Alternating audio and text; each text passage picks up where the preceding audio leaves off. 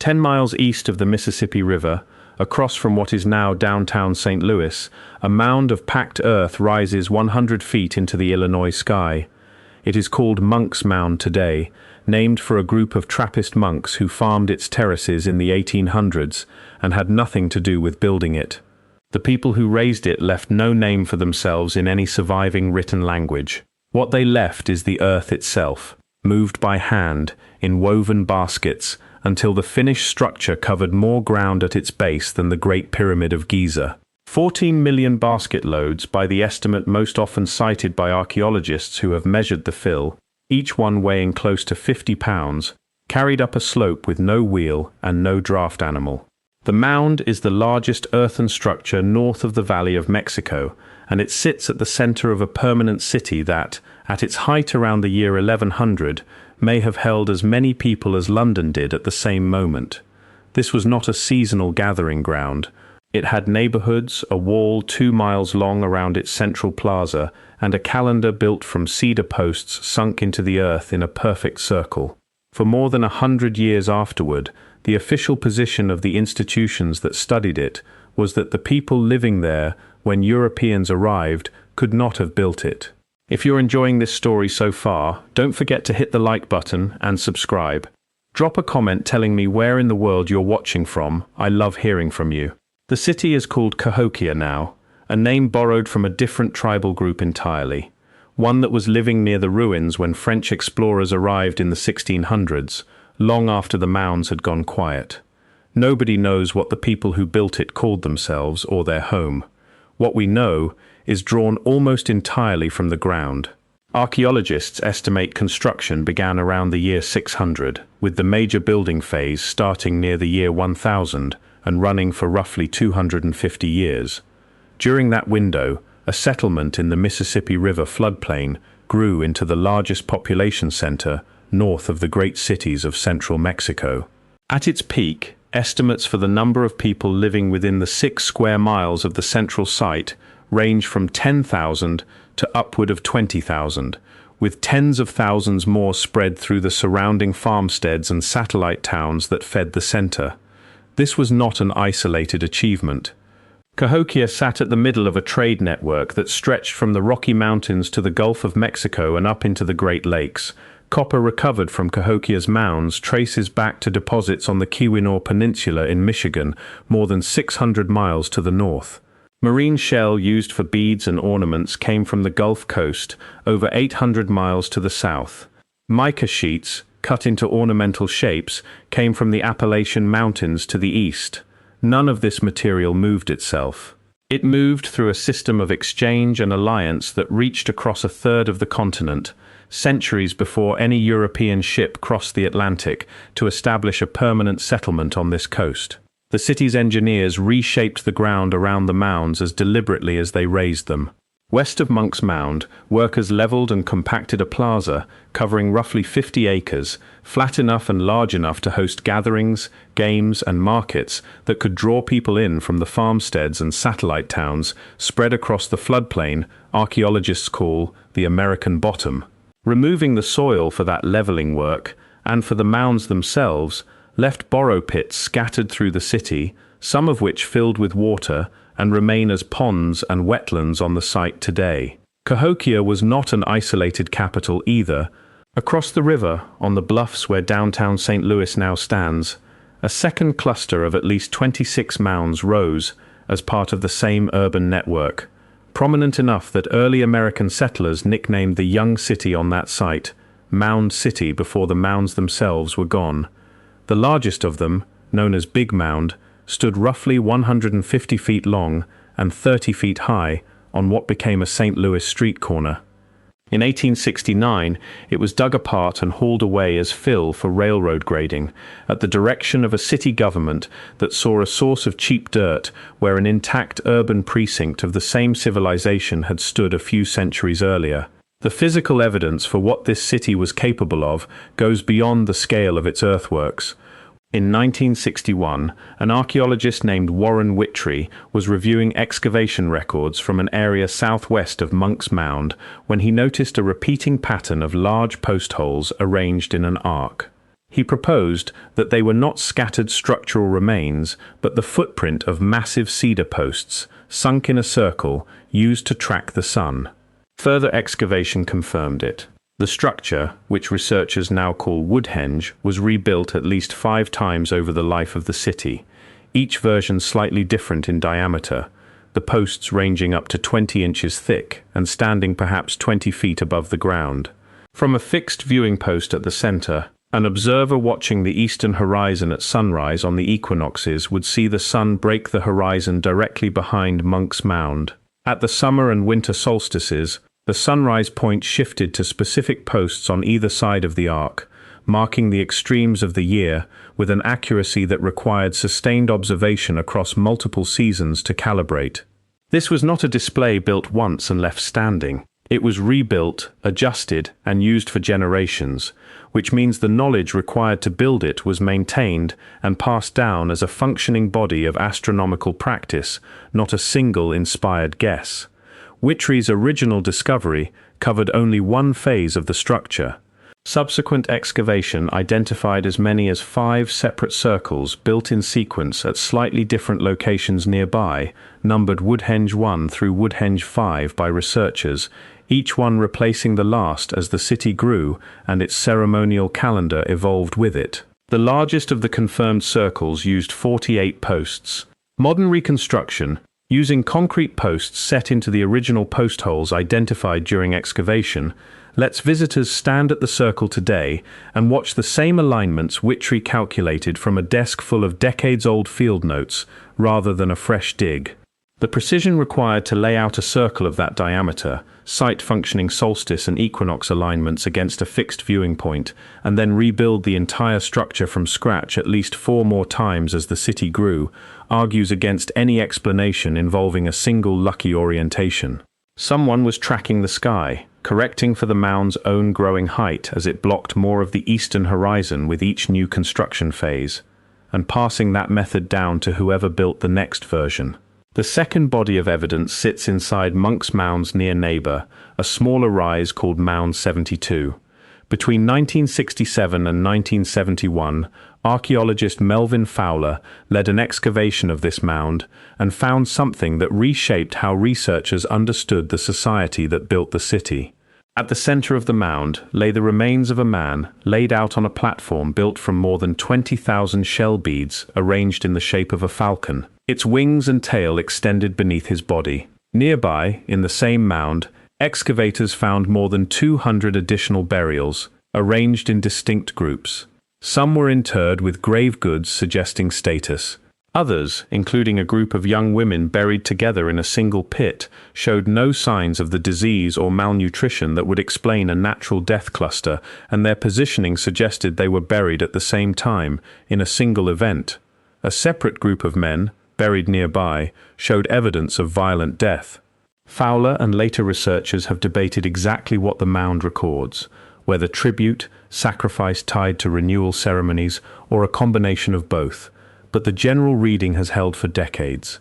Cahokia had a social hierarchy steep enough and a ceremonial life organized enough to direct the deaths and burials of specific people as part of a larger public act. That is not the record of a loose confederation of farming villages. It is the record of a governed city with the authority to organize its population on a scale that required planning across specialists in engineering, agriculture, astronomy, and ritual practice at once. The identification of the central burial has itself changed since Fowler's original excavation. For decades, the platform burial was described in popular writing as a single high-status man, sometimes labeled the Birdman for the shape of the shell bed beneath him. A 2016 re-examination of the skeletal remains, led by archaeologist Thomas Emerson using bioarchaeological methods unavailable in the 1960s, found that the platform in fact held the remains of 2 individuals layered together, one male and one female, a detail the original excavation had not resolved. The correction does not weaken the site's significance. It sharpens it. Whatever ceremony placed 2 bodies together on a bed of 20,000 shell beads, surrounded by the burials of dozens of others, some accompanied by finely made goods and others showing signs of violent death, was built around a specific understanding of status and sacrifice that the people who ran the city held in common and that no surviving written account explains. The mound has been resealed since excavation. What was learned from it came from a single, careful dig conducted before most of what modern bioarchaeology can measure had been invented. For a fair portion of the 20th century, and for the whole of the 19th, the people who could plan and build a city like that were assumed, by the institutions doing the studying, not to be the ancestors of the native nations living in the region. The theory that took hold instead is now known among archaeologists as the Mound Builder Myth, and it did not begin as a fringe idea. It was the mainstream scientific position for the better part of 100 years. Early American settlers moving into the Ohio and Mississippi valleys in the 1700s and 1800s encountered thousands of earthworks, from small burial mounds to enormous geometric enclosures and effigy shapes visible only from above. Rather than attribute this construction to the native peoples they were actively displacing from the same land, prominent voices in American antiquarian circles proposed that a separate, older, and supposedly more advanced race had built the mounds first, and had then been wiped out or driven off by the ancestors of the tribes living there when Europeans arrived. Proposed builders ranged from a lost tribe of Israel to Welsh explorers, Phoenician sailors, Vikings, and a vanished civilization that had simply disappeared, taking its knowledge with it. Books promoting these theories sold widely through the 1800s. The idea was convenient in a way that had nothing to do with evidence. If the mounds were the work of a vanished race, rather than the direct ancestors of living native nations, then the displacement and destruction of those nations, already underway through treaty violation, forced removal, and outright war, carried no weight as the erasure of a people's own monumental history. You cannot be accused of destroying what a civilization built if that civilization is framed as long extinct before you arrived. The theory had its own celebrity promoters. Josiah Priest's book, American Antiquities and Discoveries in the West, published in 1833, ran through multiple print editions and helped popularize the idea of a vanished race of mound builders for a mass audience that had never seen an excavation in person. Lecture circuits built entire programs around the theory. Regional newspapers printed speculative reconstructions of what the lost race might have looked like, usually drawn to resemble a fair-skinned population rather than anyone connected to the native nations the same newspapers' readers were petitioning the federal government to remove from their land under the Indian Removal Act. The timing was not incidental. The height of mound builder mythology, in the 1830s through the 1850s, overlaps almost exactly with the period of forced relocation of native nations out of the eastern United States. A myth that separated the monuments from the people being removed made the removal easier to justify to a reading public that might otherwise have had to reckon with what was being taken from whom. The institutional consequences were physical, not just rhetorical. Thousands of mounds across the Mississippi and Ohio valleys were leveled for farmland, quarried for road fill, or plowed flat by settlers who saw them as curiosities at best and obstacles at worst. Of the roughly 120 mounds believed to have stood at Cahokia at its height, fewer than 70 survive today, and most of those exist only because the land they sat on happened not to be developed before preservation efforts began in the 20th century. The city that may have rivaled London in population left behind a fraction of its own record, not because the record was hidden in some vault, but because the institutions responsible for interpreting the American landscape spent a century actively working from a conclusion that made the physical evidence disposable. Not every mound met the same fate. In Ohio, the Great Serpent Mound, a quarter-mile-long earthen effigy shaped like a coiled snake, survived because archaeologist Frederick Ward Putnam, working for Harvard's Peabody Museum, raised private funds in the 1880s to purchase the land outright before farmers could level it, then donated the site to the state for preservation. Putnam's rescue is now held up as one of the earliest acts of American archaeological preservation, and it works specifically because the site was bought before its significance had to be argued in front of a farmer holding a plow. Cahokia had no equivalent early benefactor. The land passed through private agricultural ownership for most of the 19th and early 20th centuries, with individual mounds leveled piecemeal for crop rows and road construction, and part of the site was eventually graded flat for a drive-in movie theater built in the 1940s, its parking lot laid over ground that had never been excavated. Formal state protection did not arrive until 1925, and protection of the full central precinct took decades longer to complete. If you're hooked on this story, make sure to subscribe and turn on notifications so you never miss an upload. Your support means everything and helps me bring you more emotional stories like this one. Not every voice in the period agreed with the mound builder theory, and the record of disagreement is worth examining directly. In 1784, Thomas Jefferson conducted what many historians consider the first scientific archaeological excavation on the North American continent, digging a cross-section trench through a burial mound on his own property in Virginia. He observed the stratified layers of burials, noted the absence of any evidence for a separate vanished race, and wrote in his book, Notes on the State of Virginia, that the mound was, in his assessment, most likely the work of the ancestors of the native peoples of the region. His observation was methodologically sound and largely correct. It was also mostly ignored by the antiquarian mainstream for the following century, which continued to favor romantic theories of a lost race over the plainer and better supported conclusions sitting in front of them. Jefferson was serving as governor of Virginia at the time, and his account of the dig, published a year later, described cutting a trench through the mound rather than simply removing the top layer so that he could observe the different layers of burials stacked one above another over what he correctly inferred was a long span of time and repeated use. Historians of archaeology frequently credit this trenching method, carried out 9 years before the founding of the United States government's first federal agency for antiquities of any kind, as the earliest known instance of stratigraphic excavation on the continent, a basic technique that would not become standard practice among Jefferson's contemporaries for another century. The theory did not collapse until the federal government itself commissioned a study designed to settle the question. In 1881, the Smithsonian Institution's Bureau of Ethnology assigned an archaeologist named Cyrus Thomas to conduct a systematic survey of mounds across the country, in part because the scale of public fascination with the mound builder question had made the debate impossible to ignore. Thomas began the survey with no particular commitment to either side, and by his own later account, initially expected to confirm the existence of a separate mound-building race. Over more than a decade of fieldwork, examining thousands of sites and comparing construction techniques, burial practices, and artifact styles against those of documented native communities, the evidence pointed in only one direction.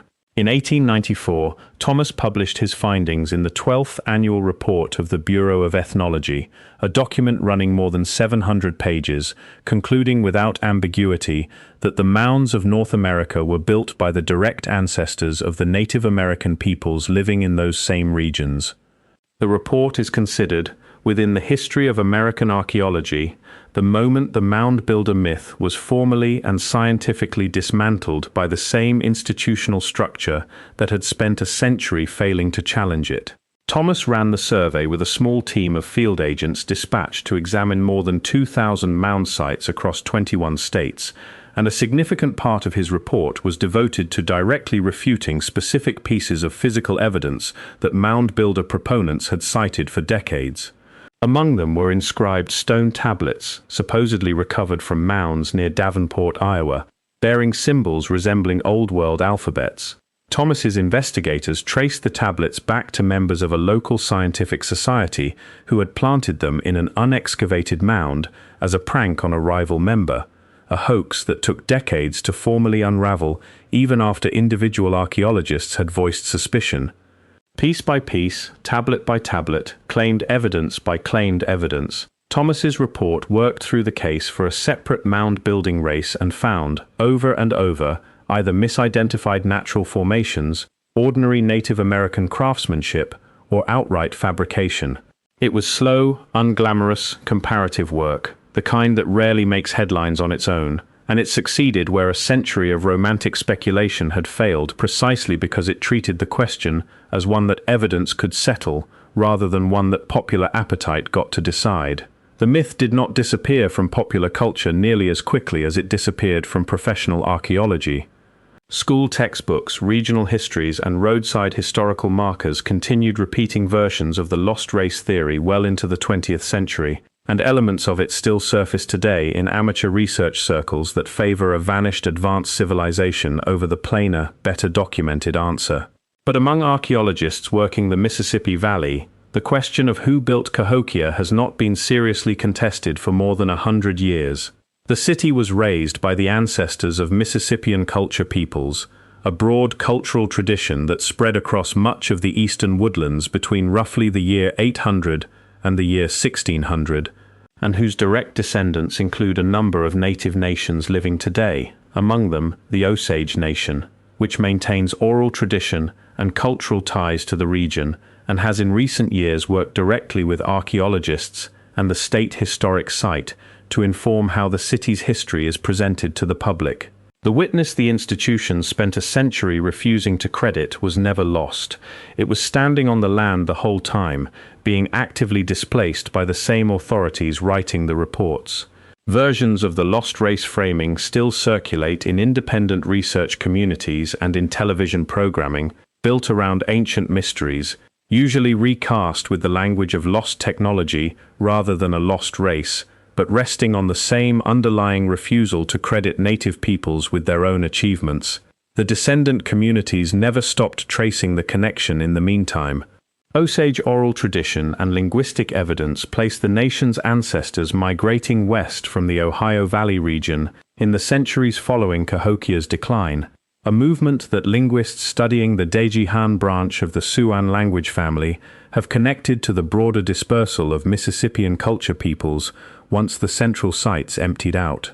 In recent years, the Osage Nation has partnered directly with Cahokia Mound State Historic Site and with university researchers on interpretation projects, bringing a living connection back into a narrative that, for most of its written history, was assembled entirely by people outside the communities it was actually about. What remains harder to answer, even with the Mound Builder myth cleared away, is why the city emptied out. Cahokia's population began declining sometime after the year 1200 and had largely abandoned the central site by the year 1350, with the area essentially empty of permanent large-scale habitation by the year 1400. For decades, the leading explanation was environmental self-destruction, the theory that the population's own demand for construction timber and fuel wood stripped the surrounding uplands of forest cover, triggering erosion, flooding, and the collapse of the agricultural base that fed the city. It is a tidy explanation, and it appears in a great deal of popular writing about Cahokia's decline. But the physical evidence for it has not held up as cleanly as the theory suggests. A 2020 study led by archaeologist Caitlin Rankin, examining soil cores from the immediate Cahokia floodplain, found no clear signature of the large-scale erosion event that a mass deforestation collapse would be expected to leave behind. The decline, Rankin's research suggests, was more likely tied to a combination of factors that current evidence cannot yet fully separate. A series of documented regional droughts recorded in tree ring and lake sediment records from the 1200s, shifting political alliances among the trade network Cahokia depended on, and social pressures internal to a hierarchy that Mound 72 shows was already capable of extreme measures to maintain its own order. No written record exists to settle it, because the people who lived through the decline left none.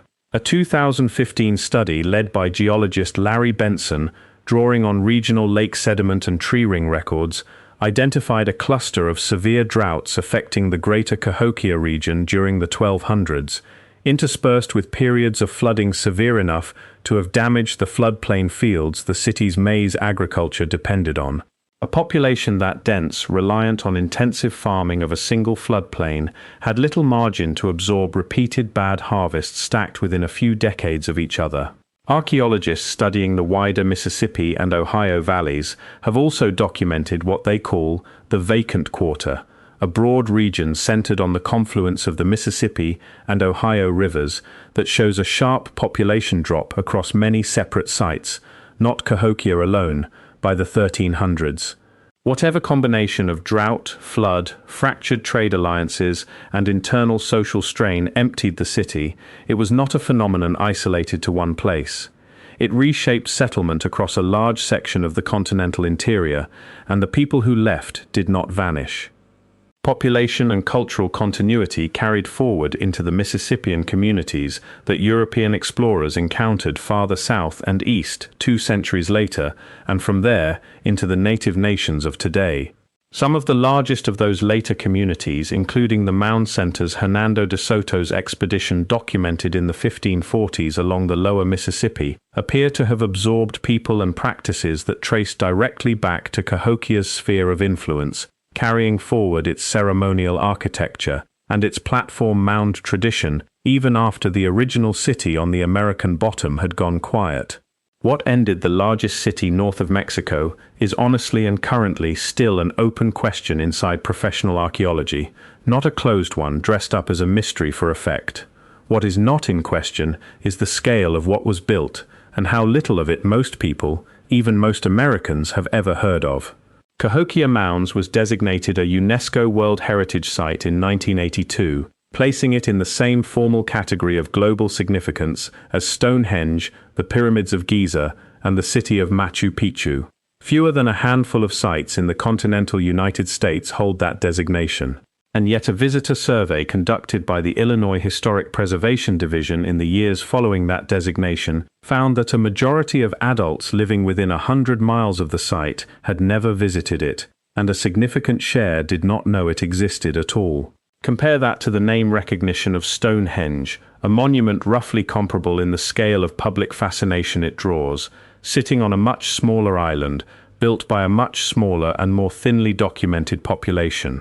The gap is not a gap in the evidence. Monks Mound is still there, 100 feet of hand-carried earth, open to the public, climbable by anyone willing to walk the stairs built into its northern face.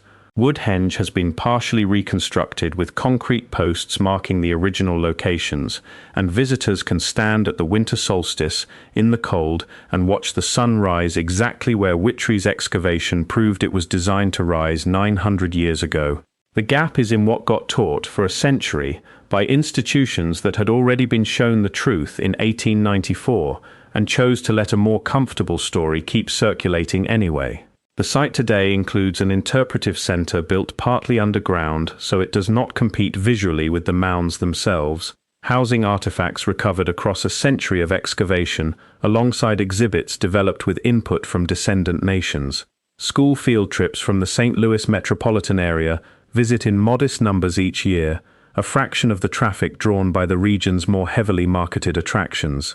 Researchers continue working the site using tools unavailable to Fowler or Whittrie, including LiDAR surveys that have revealed additional earthworks beneath modern vegetation and soil cores that can now date droughts and floods to specific years rather than broad centuries. Each new survey season adds detail without resolving the largest remaining questions. The instruments have gotten better. The funding for sustained excavation at the scale the site deserves has not kept pace with what those instruments could now recover, if they were pointed at the ground for long enough. 68 mounds still stand at the Cahokia site today, out of what was likely close to 120 at the city's height. The rest were ploughed under, quarried away, or paved over before anyone in a position of institutional authority decided the ground beneath them was worth protecting rather than explaining away. Monks Mound still rises over the floodplain, visible from the interstate that now runs past it, carrying more traffic in a single afternoon than the city itself may have held in people at its peak. The cedar posts of Woodhenge still mark the solstices for anyone who shows up at sunrise to watch. Descendants of the people who built it live today in Oklahoma, where the Osage Nation relocated after a 19th century defined by treaty after treaty stripping away the homelands their ancestors had occupied for centuries, including the region the city itself once stood in. That relocation happened in the same general era that antiquarians were publishing books insisting the mounds could not have been built by anyone like them. The two facts sit next to each other in the historical record, one shaping the other, whether or not the men writing the books intended it that way. The people whose ancestors moved 14 million baskets of earth by hand tracked the sun with an accuracy modern surveyors have confirmed, and built a trading network spanning a continent, are not a vanished race and never were. They are the direct ancestors of nations still here, still telling a version of this story that the official record spent 100 years refusing to hear. Thank you so much for watching until the end. If you loved this story, check out the other videos on your screen now. I think you'll really enjoy them. And don't forget to subscribe if you haven't already. See you in the next story.